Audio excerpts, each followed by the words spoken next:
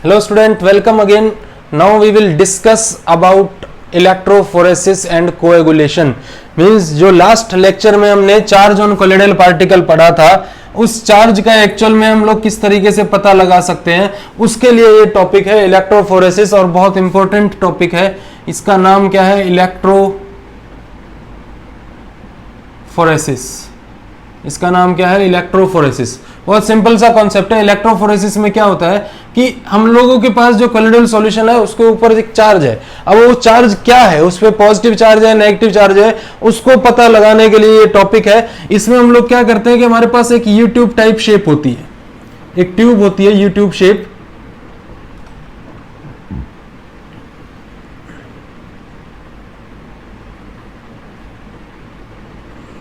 और इस ट्यूब में हम लोग कोलोइडल सॉल्यूशन को फिल करेंगे.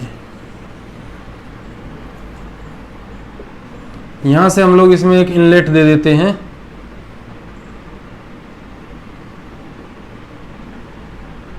यहां से हम एक इनलेट दे देते हैं कोलोइडल सॉल्यूशन की. ये आपकी कोलोइडल सॉल्यूशन की इनलेट हो गई. और इस यू ट्यूब शेप में हम लोग यहां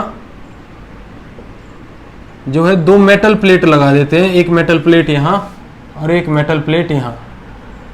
प्लेटिनम की मेटल प्लेट हम लोग ले लेंगे. प्लेटिनम इसलिए ले लेंगे क्योंकि प्लेटिनम इनर्ट होता है, will not react with any other material.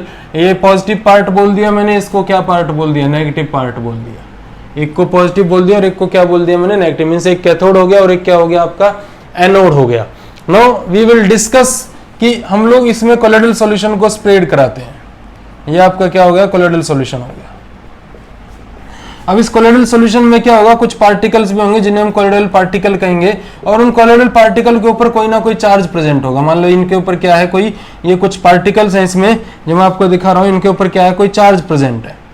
अब सिंपल सा कॉन्सेप्ट है, हमें क्या पता लगाना है? चार्ज का पता लगाना है कि चार्ज क्या प्रेजेंट होगा. तो हम लोग क्या करते हैं कि यहां से इलेक्ट्रिक फील्ड अप्लाई कर देते हैं. लो वोल्टेज की, ज्यादा हाई वोल्टेज हम लोग अप्लाई नहीं करते, लो वोल्टेज की इलेक्ट्रिक फील्ड अप्लाई करेंगे. अब एक पॉजिटिव पार्ट है, एक नेगेटिव. अब सिंपल सा कॉन्सेप्ट है, अगर इस पार्टिकल के ऊपर क्या चार्ज हुआ? पॉजिटिव चार्ज हुआ, तो ऐसे ऐसे सारे के सारे पार्टिकल किस तरफ भागना स्टार्ट कर देंगे? नेगेटिव प्लेट की तरफ भागना स्टार्ट कर देंगे. अगर इन पे क्या चार्ज हुआ? नेगेटिव चार्ज हुआ, तो ये सब पार्टिकल किस तरफ भागना स्टार्ट कर देंगे? पॉजिटिव प्लेट की तरफ भागना स्टार्ट कर देंगे. इससे आप लोग इजीली से जान सकते हो कि कोलोइडल सॉल्यूशन के ऊपर क्या चार्ज प्रेजेंट है. सिंपल सा कॉन्सेप्ट है. इसी प्रोसेस को हम लोग क्या कहते हैं? इलेक्ट्रोफोरेसिस कहते हैं. इसमें जो मूवमेंट हो रही है, movement of dispersed phase particle. और यहां मैं लिख देता हूं कि positively charged particle will attract towards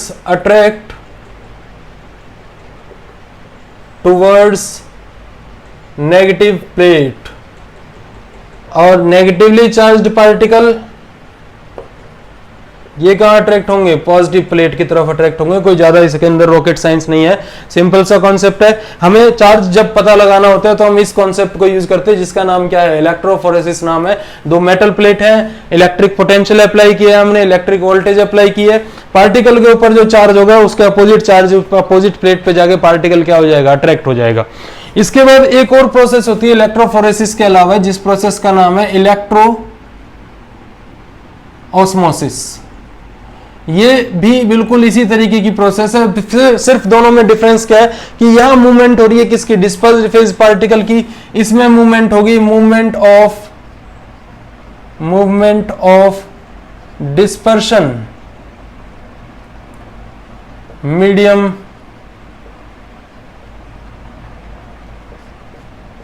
towards positive plate या फिर क्या? Negative plate. वहां एक अलग तरीके का कॉन्सेप्ट होता है. उसमें हम लोग कोलोइडल सॉल्यूशन को अलाउ नहीं करते मूव करने के लिए. वहां हम केवल किसको अलाउ करते हैं? डिस्पर्शन मीडियम को अलाउ करते हैं. क्या करने के लिए? मूव करने के लिए. तो this is all about the electrophoresis and electroosmosis. Now the last topic is coagulation. Coagulation में अब हम लोग क्या करेंगे कि जो कुछ भी हमने ये बनाया है, जो प्रॉपर्टी हम लोग अभी तक एक कह रहे थे कि हमें कोलोइडल सॉल्यूशन को स्टेबल करना है, और स्टेबल करने के लिए हमने उसके अंदर कई तंत्र मंत्र जो है इलेक्ट्रोलाइट वगैरह बहुत कुछ डाला, हमने उसको स्टेबल किया. लेकिन अब हमारा दिल कर रहा है कि हम इस कोलोइडल सॉल्यूशन को सेटल डाउन कराना चाह रहे हैं, इसको नीचे बॉटम में सेटल डाउन कराना चाह रहे हैं, तो उस प्रोसेस को जब सेटलिंग डाउन ऑफ पार्टिकल किया जाता है उस प्रोसेस को हम लोग क्या कहते हैं, कोएगुलेशन कहेंगे। कोएगुलेशन, कोएगुलेशन का मतलब है settling down of particle. Particle अगर सेटल डाउन हो गए तो उस प्रोसेस को क्या बोलूंगा मैं, कोएगुलेशन बोलूंगा। मतलब कि हम लोग करने क्या जा रहे हैं कि आपके पास ये एक सॉल्यूशन है, इस बीकर में ये आपके पास एक कोलोइडल सॉल्यूशन है और इस कोलोइडल सॉल्यूशन में आपके छोटे छोटे पार्टिकल्स हैं जिनका साइज जो वो वेरी कर रहा है कोलोइडल पार्टिकल की रेंज में, इस तरीके से। अब हमने इस सॉल्यूशन को जब बनाया तो फॉर स्टेबिलिटी इसमें हमने क्या ऐड किए थे, इलेक्ट्रोलाइट वर एडिड इन ए रिक्विसाइट मिनिमम अमाउंट। हमने इसमें इलेक्ट्रोलाइट ऐड किए थे एक रिक्विसाइट मिनिमम अमाउंट के तौर पे, मींस जितना इस सॉल्यूशन को जरूरत थी उतना इलेक्ट्रोलाइट मैंने इसके अंदर ऐड किया था। अब क्या है कि हमें इस सॉल्यूशन को कोएगुलेट करना है, मतलब ये जो स्टेबिलिटी इसमें बन रही है वो इस इलेक्ट्रोलाइट की वजह से है। हमें इसको क्या करना है, सेटल डाउन करना है, और settling down of colloidal particle क्या कहलाएगा, कोएगुलेशन कहलाएगा। अब इसको सेटल डाउन करने के, कोएगुलेशन कराने के कई सारे मेथड हैं, जिन मेथड्स की हम लोग यहाँ पे बात करेंगे। कि फर्स्ट मेथड की जब मैं बात करता हूं तो उसमें मैं लिख दूंगा कि बाय इलेक्ट्रोफोरेसिस।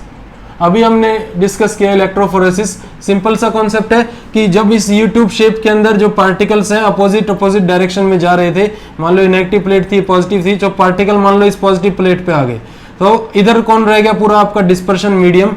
तो ये आपका क्या हो गया, पार्टिकल को आपने क्या करा लिया, सेटल डाउन करा लिया एक तरीके से, मतलब उसको कोएगुलेट करा लिया है। कोएगुलेट का मतलब है डिस्पर्स्ड फेज को डिस्पर्शन मीडियम से क्या कर देना, अलग कर देना, दो फेज में अलग कर देना, जैसे सस्पेंशन की बात की जाती है। तो ये आपने क्या कर लिया, इलेक्ट्रोफोरेसिस के थ्रू इसको क्या कर लिया, अलग कर लिया है डिस्पर्शन मीडियम के पार्टिकल्स को।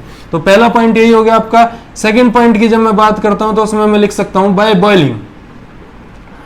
अगर मैं किसी कोलोइडल सॉल्यूशन को बॉइल कर देता हूं तो बॉइलिंग पे क्या होगा कि on boiling the charge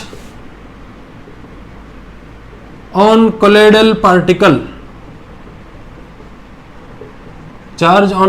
particle will disturb due to collision of dispersion medium with dispersed phase। Simple सा कॉन्सेप्ट है, जब आप बॉईल करोगे तो पार्टिकल्स के अंदर काइनेटिक एनर्जी ज्यादा हो जाएगी, वो एक दूसरे से कोलाइड करेंगे और उस कोलाइडिंग की वजह से जो उनके ऊपर चार्ज प्रेजेंट है वो क्या हो जाएगा, डिस्टर्ब हो जाएगा, और वहां भी एक चांस बन जाते हैं किसके, कोएगुलेट होने के, सॉल्यूशन के कोएगुलेट हो जाने के। Third point, by persistent dialysis. persistent का मतलब होता है लॉन्ग, मींस जो डायलिसिस हमने जब प्योरिफिकेशन ऑफ कोलोइडल सॉल्यूशन हम लोग कर रहे थे तो उसमें हमने डायलिसिस इसलिए कराया था कि जो हमने इलेक्ट्रोलाइट ऐड किया है और मान लो सॉल्यूशन को जरूरत है, मान लो हमने 10 आयंस इलेक्ट्रोलाइट के ऐड कर दिए लेकिन सॉल्यूशन को कितने की जरूरत है, 6 की। तो ये 6 तो उसके अंदर हमें क्या करने थे, रिक्विसाइट मिनिमम अमाउंट के अकॉर्डिंग जो उसके अंदर लेफ्ट करने थे, लेकिन जो इसमें 4 थे उनको क्या करना था, मुझे रिमूव करना था। लेकिन अगर आप परसिस्टेंट डायलिसिस कर दो, मतलब कि इसी को आप लोग इसी प्रोसेस को, डायलिसिस की प्रोसेस को लॉन्ग टर्म तक लेके जाओ, तो ये 6 पार्टिकल भी अगर हम लोग 6 आयंस भी अगर इसमें से हम लोग निकाल देंगे सॉल्यूशन में से, इस कोलोइडल सॉल्यूशन में से, तब भी आपका जो कोलोइडल पार्टिकल है वो क्या हो जाएगा, सेटल डाउन हो जाएगा, क्योंकि जो कोलोइडल पार्टिकल होगा वो अपने ऊपर से चार्ज को क्या कर चुका होगा, लूज कर चुका होगा। तो ये प्रोसेस आपकी क्या कहलाएगी, परसिस्टेंट डायलिसिस। फोर्थ पॉइंट में मैं लिखता हूं कि फोर्थ पॉइंट में हम लोग बोलेंगे कि by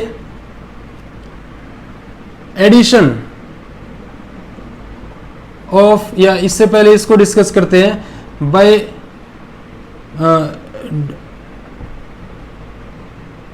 dissolving two oppositely charged solution. बहुत ज्यादा simple.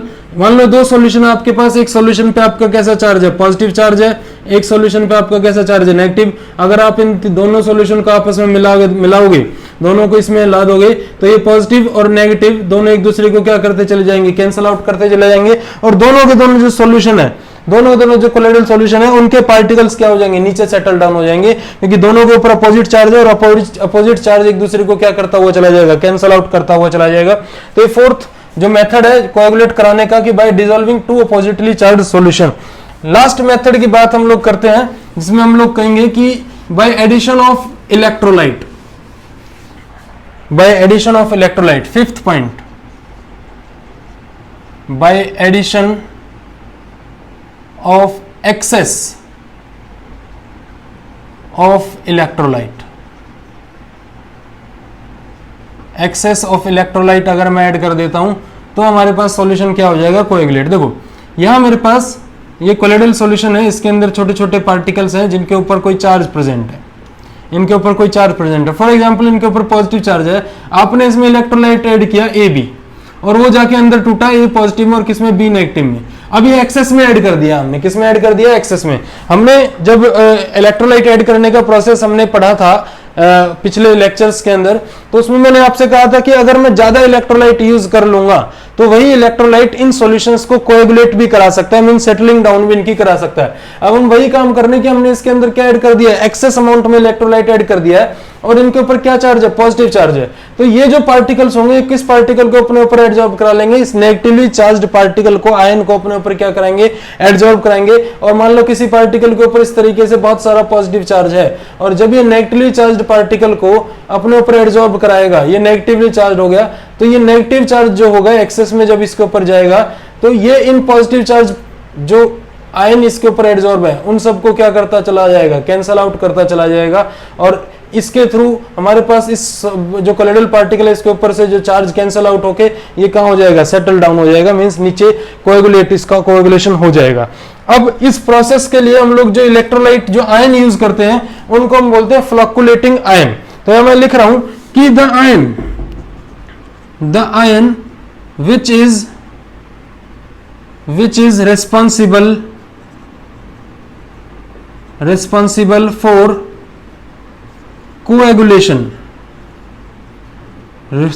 for coagulation is called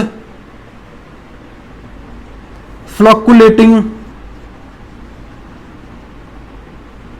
ion. उसे हम क्या बोलेंगे, फ्लॉकुलेटिंग आयन बोलेंगे। अब फ्लॉकुलेटिंग आयन के लिए एक साइंटिस्ट थे, हार्डी स्कूल्स रूल। ये एक रूल बनता है, इस रूल के अकॉर्डिंग क्या कहा जाता है कि more the valency of an ion, more will be the flocculating power, more will be the flocculating power. ये कैसे पॉइंट है, किस तरीके से हम लोग समझ सकते हैं इसको, कि यहां समझते हैं कि आपके पास ये एक कोलोइडल पार्टिकल है जिसके ऊपर क्या चार्ज है, मान लो नेगेटिव चार्ज है। हम लोग कहते हैं कि जिसके ऊपर क्या चार्ज है, नेगेटिव चार्ज है। अब आपने इसमें एक तो ऐड कर दिया, फॉर एग्जांपल Al3 पॉजिटिव कोई आयन लेके आए आप लोग, या फिर Ba2 पॉजिटिव कोई आयन लेके आए, या हम लोग कहते हैं कि Li पॉजिटिव हम लोग लेके आए। अब यहां क्या है कि किसका फ्लॉकुलेटिंग पावर ज्यादा है, मींस क्वेश्चन क्या आएगा कि कोई सॉल्यूशन है उसके साथ आपको ये आयन दे दिए गए हैं, इस तरीके के इलेक्ट्रोलाइट के आयन है, तो इनमें से किसके पास फ्लॉकुलेटिंग पावर ज्यादा है, कौन सा एक आयन ज्यादा चार्ज को यहां कैंसल आउट कर सकता है। तो देखो Al3 पॉजिटिव का एक आयन जब आप लोग लेके आओगे तो इस पे कितना चार्ज है, 3 पॉजिटिव, तो 3 नेगेटिव चार्ज को क्या कर सकता है, कैंसल आउट करेगा। तो इसका फ्लॉकुलेटिंग पावर क्या है, सबसे ज्यादा तो मैं लिखूंगा Al3 पॉजिटिव के पास मोर फ्लॉकुलेटिंग पावर है, देन किसके पास होगी, Ba2 पॉजिटिव के पास, और देन किसके पास होगी, Li पॉजिटिव के पास। सिमिलरली अगर मान लो यहां पे इनके ऊपर क्या चार्ज है, इस कोलोइडल पार्टिकल के ऊपर क्या चार्ज है, पॉजिटिव चार्ज है, इनके ऊपर क्या चार्ज है, पॉजिटिव चार्ज है। तो यह मान लो आप लोग नेगेटिव चार्ज आयन लेके आ रहे हो, मैं कह दूं कि FeCN का होल 4 ऊपर चार्ज 4 नेगेटिव में यहाँ पे कह दूं, या फिर और कोई आयन है मान लो उसके ऊपर 3 नेगेटिव चार्ज है, कोई और एक और आयन है उसके ऊपर मैं कह दूं आपको कि भाई 2 नेगेटिव चार्ज है, तो यहाँ किसका फ्लोकुलेटिंग पावर ज्यादा होगा? इस आयन का फ्लोकुलेटिंग पावर क्या होगा? ज्यादा होगा, क्योंकि ये एक ही आयन कितने पार्टिकल्स को, कितने आयंस को कैंसिल आउट कर देगा? 4 पॉजिटिव चार्ज पार्टिकल्स को, आयन को क्या कर देगा? कैंसिल आउट कर देगा। तो इसका फ्लोकुलेटिंग पावर क्या हो जाएगा? ज्यादा हो जाएगा। And this is according to Hardy Schulze's rule कि more the valency of an ion more will be the क्या? Flocculating power. तो this is all about the surface chemistry chapter, जो आज हमने जो है फिनिश कर लिया है। इसके बाद जो इमल्शन आता था एक पोर्शन, उसको सिलेबस से रिड्यूस कर दिया गया है, कैटलिस्ट को भी रिड्यूस कर दिया गया है, लेकिन कैटलिस्ट मैंने आपको कराया। तो इसके बाद हम लोग अब नेक्स्ट चैप्टर अपना स्टार्ट करेंगे। देखते हैं कौन सा चैप्टर स्टार्ट करते हैं। तो अभी इस पार्ट को आप लोग पढ़ो, इसके बाद नेक्स्ट चैप्टर के साथ हम लोग एक नया वीडियो लेके आएंगे, तब आपसे मिलेंगे। तब तक के लिए thank you to all of you.